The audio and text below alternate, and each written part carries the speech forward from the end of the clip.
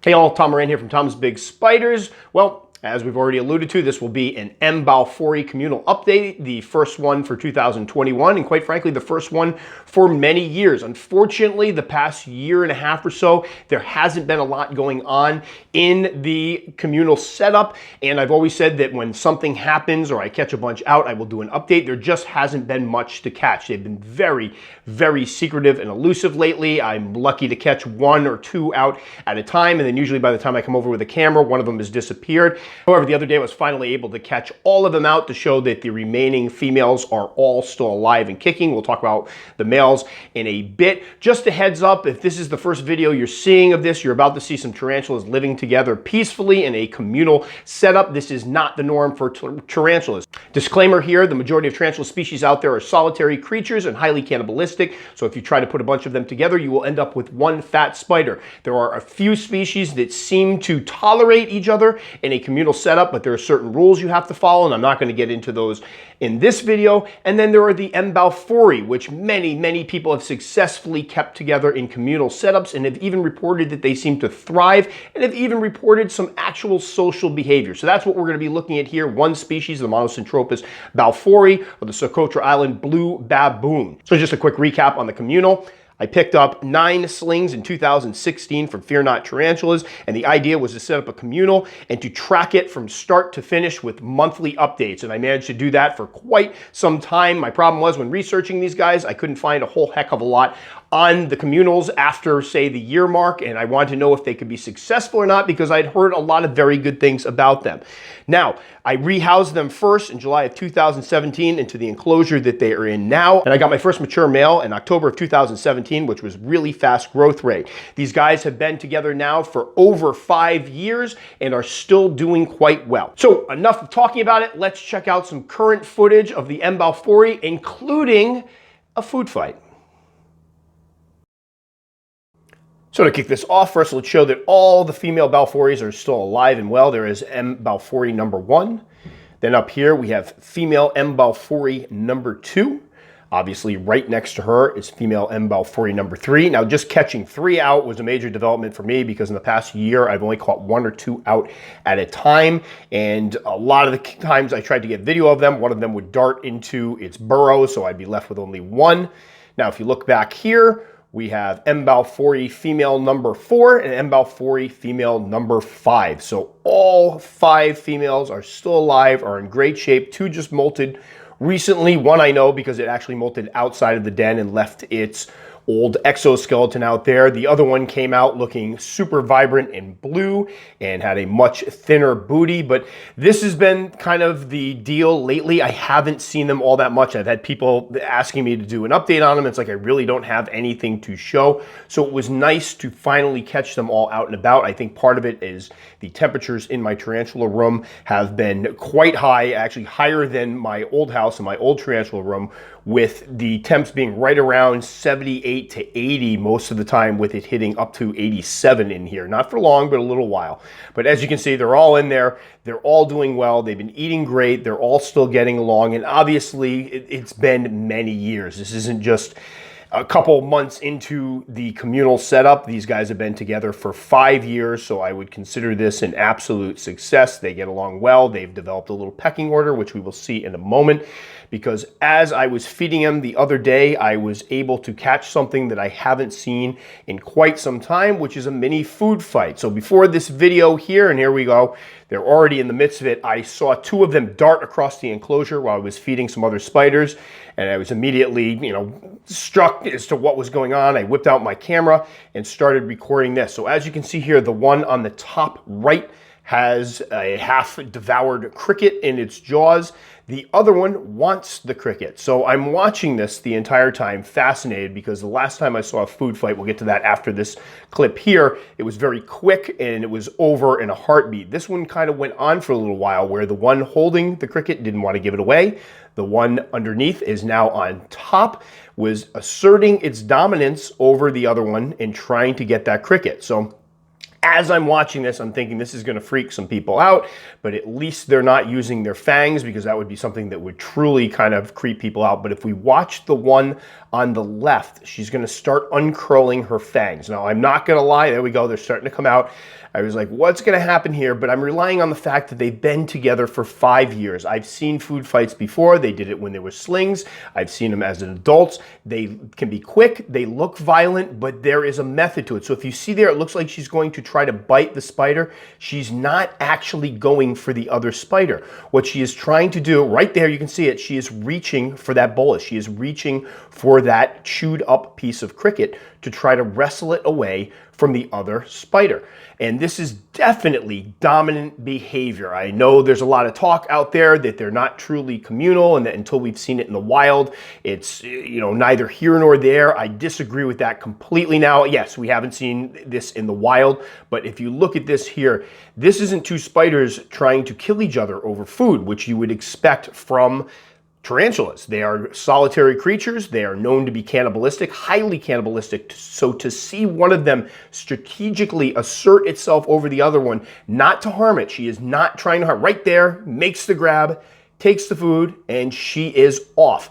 No harm done, did not attack her, did not bite her legs, obviously did not try to bury her fangs into her carapace. She just wanted the food. So it's dominant behavior. It is social behavior. So for the naysayers out there, this is one of those things you can take any other species of tarantula, put them into tanks with the same species, and if there's, you know, even if there's not food involved, you're going to get cannibalism, and if there's food involved, I doubt that it's going to end as peacefully as this little friction event here ended. So unfortunately, the irony is, if you look, there are crickets all over. As I was trying to show, there's other crickets, but that spider in the corner kind of sat up there for quite some time until later on. About an hour later, she came down and had another cricket in her mouth. And again, we have seen this behavior before. And of course, here is footage from October 2017, the first food fight. This one is quick, boom. And at the time, Billy and I were using some choice language here because we were completely taken off guard. But right there, what happened is it flipped the other one over and it took the cricket out of its mouth, and they were both fine. The other one ate again later. And then here we have another situation where the one that's coming out of the burrow here, the other one obviously has a nice chunk of cricket in its mouth. The one coming out of the burrow is like, hey, I want that. Now watch as the one on top, who is probably, I would guess, again, this is just my guess, is probably the dominant one, is pushing the other one off like, you are not getting this cricket. Now, again, this is not violent. They are not trying to harm each other. It's almost like I've seen my dogs play like this, where one of them's got something, the other one's kind of like, come on, give me that, and the other one's like, no, get away from me. So they're pawing at each other. I like this one because the one on the left is using her hind legs to push the other one off. The other one, as you'll see in a moment, will finally give up and walk away. And usually what ends up happening is after they realize they can't get the cricket easily, they go off to find another meal. And again, I'm dropping a lot of crickets in here at any given time, so there is plenty for all of them to eat. So I have seen this behavior before, again, as slings. I would say this is probably the 5th time I've seen a quote-unquote food fight or some friction over the food, and it has always ended peacefully. I know there's going to be people out there that unfortunately watch the video, see the fangs open up and go, why would you take the chance? They could kill each other. But again, I point to the fact it's been 5 years. We have 5 females in here living together beautifully. Now, as for the males, unfortunately, the last male died last winter. I believe it was right around in December or so. I found it in there. I was able to recover 2 of the 4 male bodies. One of them kind of webbed itself up in a little den, and I found it in there dead. I was able to retrieve the body and pull it out. The other one ended up dying by the water dish in the death curl. I was able to pull that one out. The other ones I did not find. I do not know if they were consumed. I do have to do some major cleaning soon. That will be probably a future video where I show how I'm going to go about cleaning and brushing up and cleaning things up in this communal enclosure. But I have a funny feeling I will probably find the other ones, because the other 2, despite the fact being dead, the females never attacked them, never tried to consume them, never tried to eat them. I have heard stories of them eating the dead to get them out of the way. They won't attack them when they're alive, but once they're dead, it's like a free meal. But I did not experience that, or at least I don't think I experienced that in my communal. So there they are, guys. I know a lot of people have been asking. Joyce, you've been asking many times, and I apologize, but here we go. Finally, some footage of the girls' current footage in 2021, doing great. Still having their little squabbles over food, but again, everything is fine in the communal. So right off the bat, to be clear, anytime you keep a bunch of animals together, whether it be dogs or cats, there is always the possibility there is friction and that there is risk of some fighting. And that goes for spiders as well. Although the majority of folks out there report M. balfouri communals that are highly successful, never losing a single individual, you will find cases where who knows what happened, but one of them might have hurt or killed the other one. So that's always something to be aware of. And I think that's the point that kind of creates a lot of naysayers that are like, why would you take the chance? I know there are folks out there that still will not label them as communal because they haven't seen it in the wild. And that is true. Unfortunately, we do not have footage of these guys in their natural habitat exhibiting these types of characteristics. However, if you look at the abundance of evidence, not just from my videos, but from other videos out there, we see that they not only tolerate each other as other species do, they seem to thrive in these environments. And we actually have noticed examples of social hierarchy, which is obviously important to any type of community of animal, whether it be dogs all the way up to humans. We need to be able to get along. So some of the behaviors we are seeing, they're not vicious trying to take food away from each other. They are careful. They are not trying to harm each other. That right there indicates there is a lot more going on here than just some spiders tolerating each other in a communal environment. Now, for the naysayers out there, I've had many folks contact me with frustration because they posted on Facebook groups or maybe message boards, and people have gone off on them saying they are not communal and this is ridiculous.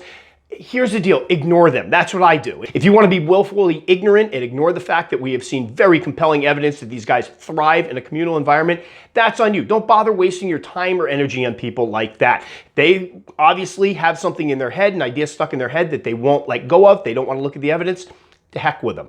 For the people that are interested, try to explain some of the risks and some of the pros from each of it. You know, obviously when you set up spiders like this, there is an inherent risk involved. And I think that's what really scares people sometimes. However, I will tell you for mine, this is one of the most rewarding things I have ever done. So please don't get caught up in the negativity. I will say that for anybody to try to look me in the eye and convince me that after keeping these spiders in captivity for maybe 10, 15 years max, they suddenly developed and evolved to live with each other communally and show these great social skills in a communal environment, that's realistic, I don't believe that at all. There has to be something going on in their natural habitat. We know that they are excellent mothers, and having spoken to experts in tarantula communities, they've recognized that the ones that stick with the mothers longer generally start to develop those communal tendencies because they stick with mom, and next thing you know it, they're not leaving home. They're all congregating in the same area, and you start developing some of those communities or the communal environments that we're all seeing in our own personal collection. So to sit there and discount all of this is not scientific, which is not scientific, let's call it out as it is, but to discount it and pretend like that there isn't something big going on here as far as the community aspect of it, even if we haven't witnessed it yet in their natural environment, is just silly. So anybody interested in these guys, I did happen to pop on Fear Not Tarantula's website before doing this, and they are currently offering 5 slings, 1/2 inch to 3/4 of an inch for $250, which is going to be steep for some people. But if you have the money, you know, some spiders only cost $250 for one spider. This is 5 M. balfouri. You could try out your own communal. Again, one of the coolest things I have ever done. So that will do it for this one. As always, if you liked enough to subscribe, very much appreciated. Click the little circle up in there. If you'd like to check out more videos in advance, you can find them over here. If you have an M. balfouri communal, please chime in with your experiences with them. That's all for this time, guys. Stay safe. We'll catch you all next time.